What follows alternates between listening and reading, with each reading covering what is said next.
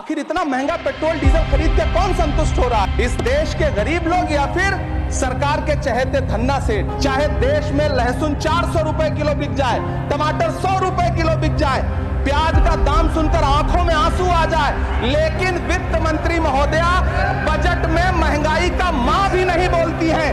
बच्चों की किताब और पेंसिल तक पर टैक्स लगाने वाले सरकार से मैं पूछना चाहता हूं कि आप मध्यम वर्ग का हितैषी बताते हैं, खुद को तो शर्म नहीं आती है? खुद को धार्मिक कहने वाली सरकार भगवान श्री कृष्ण के प्रिय खाद्य पदार्थों दही और मक्खन तक पर जीएसटी लगाती है और बात करती है मध्यम वर्ग की हिमायती होने की। जिंदा रहते हुए जनता से हर चीज पर टैक्स वसूलने वाली ये सरकार कम से कम मरने पर तो लोगों को बख्श देती, लेकिन नहीं, वहां भी लूटना है। अंतिम संस्कार के सामान अगरबत्ती, धूप बत्ती, केवड़ा जल, चंदन पाउडर, जौ, बताशा, काला तिल, पंचरत्न, कपूर और कफन तक पर टैक्स लेने वाली ये सरकार किस मुंह से खुद को मध्यम वर्ग का हितैषी बताती है? मैं प्रधानमंत्री जी से कहना चाहता हूं कि आप ही ने 1 मार्च 2018 को किंग अब्दुल्ला को, जॉर्डन के किंग अब्दुल्ला को मेहमान बना करके इसी दिल्ली में एक कॉन्फ्रेंस में कहा था कि मैं मुसलमानों के एक हाथ में कंप्यूटर और दूसरे हाथ में कुरान देना चाहता हूं। कंप्यूटर देने की बात तो छोड़िए, पढ़ाई के लिए जो स्कॉलरशिप मिल रही थी उसको भी छीन लिया आपने। शायद उनको पता भी नहीं है कि फसल बेच करके बिटिया की शादी का सपना सजाने वाला किसान जब अपनी फसल बर्बाद देखता है तो कितनी रातें सो भी नहीं पाता है। सभापति महोदय, इसी देश की संसद में कभी स्वर्गीय सुषमा स्वराज जी ने कहा था कि जब देश की करेंसी गिरती है तब देश की प्रतिष्ठा गिरती है।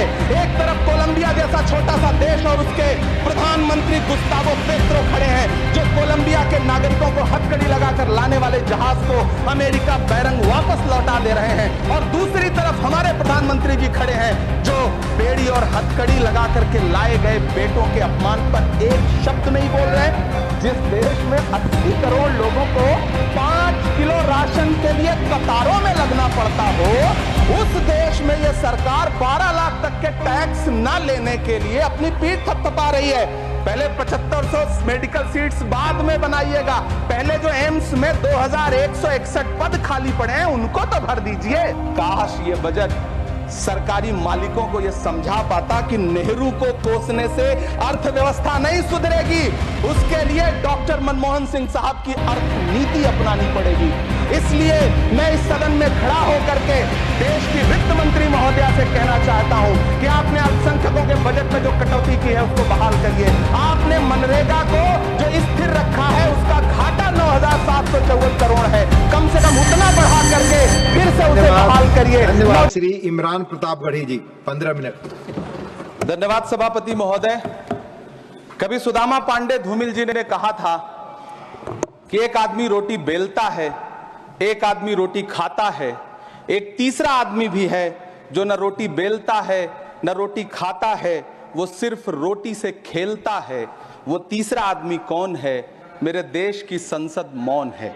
सभापति महोदय, वो भी क्या दिन थे जब संसद में देश का बजट पेश होता था तो देश की सड़कें ठहर जाया करती थीं।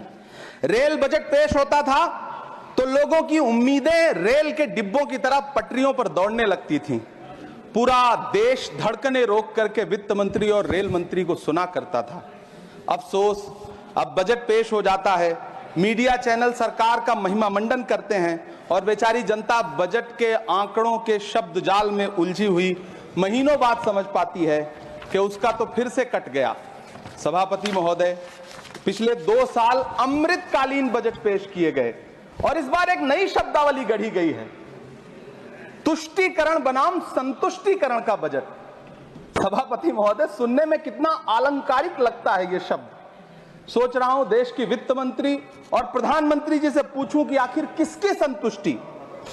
जिस बजट में मनरेगा के लिए 1 रुपए की बढ़ोतरी ना हो, वही पुराना 86,000 करोड़, जबकि पहले ही 9,754 करोड़ का घाटा हो, जिस मनरेगा से करोड़ों मजदूरों के घर में चूल्हा जलता हो, उस मनरेगा में काम करने वाले गरीब मजदूरों के लिए अगर आपके खजाने से 1 रुपया भी इजाफी नहीं निकल सका तो भला कौन संतुष्ट हुआ साहब? इस देश का गरीब मजदूर या आपके उद्योगपति दोस्त? वो जो महाराष्ट्र में लोकसभा और विधानसभा के बीच में 40 लाख मतदाता बढ़ाए गए थे, अरे उन्हीं के लिए मनरेगा का थोड़ा सा बजट बढ़ा देते। क्या उसमें मनरेगा का एक भी मजदूर नहीं था 40 लाख लोगों में? सारे के सारे 12 लाख की छूट वाले से आगे के लोग थे। सभापति महोदय, कल जब वित्त मंत्री जी देश की संसद में भाषण दे रही थी तो वहां मुंबई में कोई गरीब इंसान जब अपनी जेब टटोल करके अपनी मोटरसाइकिल में 1 लीटर पेट्रोल भरवा रहा था तो उस पेट्रोल की कीमत थी 103 रुपया प्रति लीटर। आखिर इतना महंगा पेट्रोल डीजल खरीद के कौन संतुष्ट हो रहा है? इस देश के गरीब लोग या फिर सरकार के चहेते धन्ना सेठ? सभापति महोदय, वित्त मंत्री जी इस बजट को मध्यम वर्ग को संतुष्ट करने वाला बजट बता रही हैं। अरे मैडम, हम आप यहां पर बैठे रहते हैं और वहां बाहर इसी दिल्ली में 1 लीटर दूध, चाहे वो अमूल का हो या फिर मदर डेयरी का हो, उसकी कीमत 73 रुपए लीटर है। इतना महंगा बेच करके कौन संतुष्ट हो रहा है? गरीब जनता या आपके धन्ना सेठ दोस्त? सभापति महोदय, इस सरकार का बाजार और महंगाई पर कोई नियंत्रण नहीं रह गया है। चाहे देश में लहसुन 400 रुपए किलो बिक जाए, टमाटर 100 रुपए किलो बिक जाए, प्याज का दाम सुनकर आंखों में आंसू आ जाए, लेकिन वित्त मंत्री महोदया बजट में महंगाई का मां भी नहीं बोलती हैं। बच्चों की किताब और पेंसिल तक पर टैक्स लगाने वाले सरकार से मैं पूछना चाहता हूं कि आप मध्यम वर्ग का हितैषी बताते हैं, खुद को तो शर्म नहीं आती है? खुद को धार्मिक कहने वाली सरकार भगवान श्री कृष्ण के प्रिय खाद्य पदार्थों दही और मक्खन तक पर जीएसटी लगाती है और बात करती है मध्यम वर्ग की हिमायती होने की। जिंदा रहते हुए जनता से हर चीज पर टैक्स वसूलने वाली यह सरकार कम से कम मरने पर तो लोगों को बख्श देती, लेकिन नहीं, वहां भी लूटना है। अंतिम संस्कार के सामान, अगरबत्ती, धूप बत्ती, केवड़ा जल, चंदन पाउडर, जौ, बताशा, काला तिल, पंचरत्न, कपूर और कफन तक पर टैक्स लेने वाली यह सरकार किस मुंह से खुद को मध्यम वर्ग का हितैषी बताती है? कौन सी संतुष्टि? किसकी संतुष्टि? कदम कदम पर टैक्स देकर लूटने वाली जनता की, या फिर जनता से टैक्स वसूल करके धन्ना सेठों का खजाना भरने वाली सरकार की? किसकी संतुष्टि? सभापति महोदय, 18 अगस्त 2015 आरा का बिहार का ऐतिहासिक मैदान, सजा हुआ मंच, हजारों की भीड़ और सामने खड़े हुए देश के प्रधानमंत्री का भाषण। बिहार के भाइयों बहनों, आज मैं बिहार के लिए पैकेज की घोषणा कर रहा हूं। 50,000 करोड़ कर दूं कि ज्यादा कर दूं? अखिलेश भाई, 60,000 करोड़ कर दूं कि ज्यादा कर दूं? 70,000 करोड़ कर दूं कि ज्यादा कर दूं? 80,000 करोड़ कर दूं कि ज्यादा कर दूं? चलो, मैं बिहार को 1.25 लाख करोड़ का पैकेज दे रहा हूं। 10 साल हो गए सभापति महोदय, वही ढाक के 3 पात। बिहार आज भी विकास की बाट जोह रहा है। भाषण आज भी प्रधानमंत्री जी के यूट्यूब चैनल पर सुना जा सकता है। जो झूठ बोल के करता है मुतमईन सबको, वो झूठ बोल के खुद मुतमईन नहीं होता। सभापति महोदय, ये तो राहुल जी का असर है। कौन सा शब्द सर? कौन सा शब्द? झूठ। ठीक है सर, मिथ्या बोल करके। जो मिथ्या बोल के करता है मुतमईन सबको, वो मिथ्या बोल के खुद मुतमईन नहीं होता। ये राहुल जी का असर है। जो मखाना बोर्ड की घोषणा हुई, अखिलेश जी आपको याद होगा, भारत जोड़ो न्याय यात्रा में 30 जनवरी 2024 को बिहार के रंगभूमि मैदान में राहुल गांधी जी का पूर्णिया में भाषण था और उसमें मखाना को लेकर उन्होंने आवाज उठाई थी। यह उनका असर है कि आपको मखाना बोर्ड बनाना पड़ा, वरना तो आप मैखाना बोर्ड बनाने वाले लोग हैं। सभापति महोदय, बिहार को झूठे पैकेज और चुनावी दिलासे देना बंद करिए। आज भी जब कोसी में बाढ़ आती है तो पूरा सीमांचल बर्बाद हो जाता है। मैंने उस तबाही को अपनी आंखों से देखा है। 2016-17 की बाढ़ में अपने इन्हीं हाथों से राहत सामग्री बांटी है मैंने। अगर सच में बिहार के लिए कुछ करना चाहते हैं तो बिहार को बाढ़ से बचाने का प्रबंध करिए। पूर्णिया एयरपोर्ट 10 साल से बाट जो रहा है। घोषणा 2014 में हुई, बन के आज तक तैयार नहीं हुआ। अलीगढ़ मुस्लिम विश्वविद्यालय का किशनगंज सेंटर बजट के अभाव में दम तोड़ता जा रहा है। मैंने पिछले बजट सत्र में भी आवाज उठाई थी। आज फिर वित्त मंत्री जी से अनुरोध करना चाहता हूं, दामन फैला करके, कि अलीगढ़ मुस्लिम विश्वविद्यालय का किशनगंज सेंटर बन जाने दीजिए। आखिर कौन सी नफरत है? यह मुल्क हमारा भी है। इस मुल्क की मिट्टी में हमारा भी खून पसीना शामिल है। हमसे इतनी भी क्या नफरत? रिश्तों की ये नाजुक डोरें तोड़ी थोड़ी जाती हैं। अपनी आंखें दुखती हो तो फोड़ी थोड़ी जाती हैं। सभापति महोदय, अल्पसंख्यक मंत्रालय का बजट काटकर मौलाना आजाद नेशनल फेलोशिप बंद कर देना, प्री मैट्रिक स्कॉलरशिप बंद कर देना, नई मंजिल योजना बंद करना, धरोहर योजना बंद करना। 2024-25 के बजट में माइनॉरिटी मिनिस्ट्री के लिए 3,183 करोड़ रुपए की घोषणा हुई, लेकिन देश को हैरत होगी कि बाद में समीक्षा करके लगभग आधा कर दिया गया, 1,868 करोड़ रुपए। मैं तो सरकार से पूछना है कि कौन संतुष्ट हुआ? इस देश का अल्पसंख्यक संतुष्ट हुआ या आप संतुष्ट हुए? किसका संतुष्टिकरण? सभापति महोदय, मैं प्रधानमंत्री जी से कहना चाहता हूं कि आप ही ने 1 मार्च 2018 को किंग अब्दुल्ला को, जॉर्डन के किंग अब्दुल्ला को मेहमान बना करके इसी दिल्ली में एक कॉन्फ्रेंस में कहा था कि मैं मुसलमानों के एक हाथ में कंप्यूटर और दूसरे हाथ में कुरान देना चाहता हूं। कंप्यूटर देने की बात तो छोड़िए, पढ़ाई के लिए जो स्कॉलरशिप मिल रही थी उसको भी छीन लिया आपने।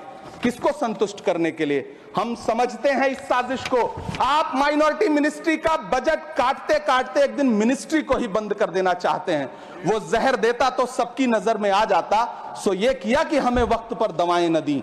सभापति महोदय, मैं तो वित्त मंत्री जी से पूछना चाहता हूं आपके माध्यम से कि शायद आपको पता ही नहीं है कि गृहस्थी चलाने वाली एक गृहिणी की मुश्किलें क्या क्या होती हैं। आपने कभी सोचा भी नहीं होगा कि जब वो किचन में सब्जी बनाने के लिए कढ़ाई में तेल डालती है तो उसके साथ उसके आंसू भी गिरते हैं। सभापति महोदय, शायद उन्हें पता भी ना हो कि एक छोटी सी गाड़ी और एक छोटे से फ्लैट का EMI भरने के बाद इस देश का एक गरीब इंसान जब अपने बच्चों की फीस भरने के बारे में सोचता है तो उसे कितनी खुशियों का गला घोंटना पड़ता है। शायद उनको पता भी नहीं है कि फसल बेच करके बिटिया की शादी का सपना सजाने वाला किसान जब अपनी फसल बर्बाद देखता है तो कितनी रातें सो भी नहीं पाता है। सभापति महोदय, शायद वो कभी इस पीड़ा को समझ ही नहीं पाएंगी कि परिवार के किसी एक सदस्य को कैंसर जैसी बीमारी हो जाए तो घर और जमीनें गिरवी रख उठती हैं लेकिन इलाज नहीं हो पाता। सभापति महोदय, इसी देश की संसद में कभी स्वर्गीय सुषमा स्वराज जी ने कहा था कि जब देश की करेंसी गिरती है